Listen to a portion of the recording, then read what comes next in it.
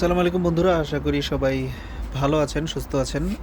আমাদের বনশ্রীর ছোট ভাই ইমাম, সে কিন্তু তার কুরবানির গরু কিনে ফেলছে।